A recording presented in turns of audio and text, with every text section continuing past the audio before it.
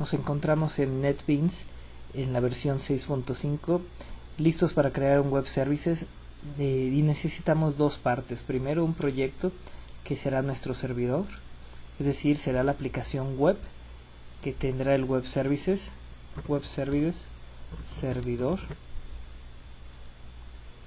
Estamos utilizando el Tomcat como servidor de aplicaciones, y dentro de esta aplicación web generamos nuestro web services versión 1, nuestro paquete para el web services versión 1,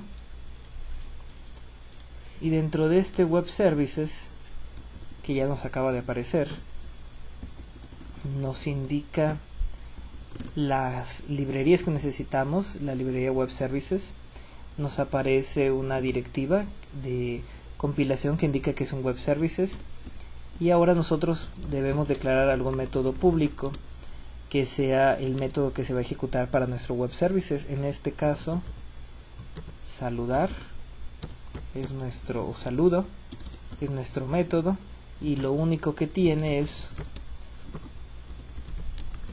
un return hola mundo. Una directiva de compilación que tenemos que tener es web method, donde indica el nombre de la operación. El nombre de la operación es el nombre de nuestro método público que vamos a ejecutar desde otra aplicación cliente. Nos indica un error aquí aparentemente, y nos pide que importemos por favor esa clase, el web method. ¿Por qué? Porque este web method es lo que hará posible esta directiva. Entonces guardamos, y ahora sobre el nombre del proyecto, clic con el derecho para ejecutar la opción deploy. La opción deploy nos verificará nuestro código, compilará y ejecutará nuestro servidor, es decir, nuestra aplicación web estará corriendo, y con ello nuestro web services estará listo para ser invocado desde otra aplicación. Entonces generamos un nuevo proyecto, es otra aplicación web, pero que será nuestro cliente del web services. Estamos utilizando, recuerden, como servidor de aplicaciones Tomcat. Y para este proyecto cliente, lo primero que necesitamos hacer es irnos a las propiedades y verificar en las librerías, dos librerías que necesitamos para poder trabajar: el JAXB 2.1 y el JAX Web Services 2.1. Las agregamos a nuestro proyecto.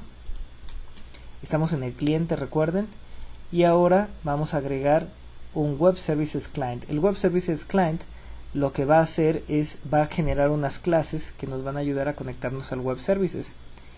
Nos indica que podemos sacar el Web Services desde 3 puntos diferentes. En esta ocasión nosotros vamos a elegir la opción 1, el proyecto, porque tenemos un proyecto listo y ejecutándose con nuestro Web Services. Browse, oprimimos y nos aparecen los proyectos activos que tienen un Web Services, y nos aparece nuestro Web Services WSV1. Aceptar, finalizar, y si nos vamos al proyecto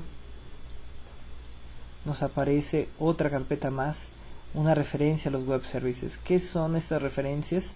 Pues son clases que se generaron para podernos comunicar con él. Este Web Services V1 Port es una clase que nos ayuda a tener acceso a nuestro método público llamado saludo. Esta página es el index JSP que nos da por default cuando generamos una aplicación web.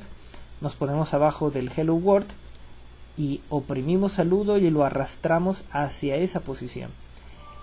Lo que ocurrirá es que se nos va a agregar código para JSP, el necesario para poder ejecutar ese Web Services. Fíjense cómo se definen nuevos objetos, Services y Port, que son los que nos permiten tener acceso. Ese objeto Port nos permite ejecutar el método saludo, que fue el web method que dejamos como público. Y después, con el objeto Out, nos permite imprimir la salida, ahora sí, a nuestra página HTML.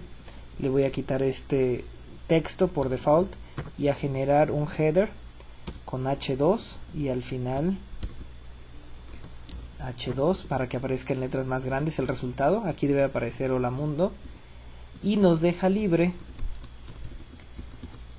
qué vamos a poner como un error, es decir, cómo vamos a manejar nuestras excepciones.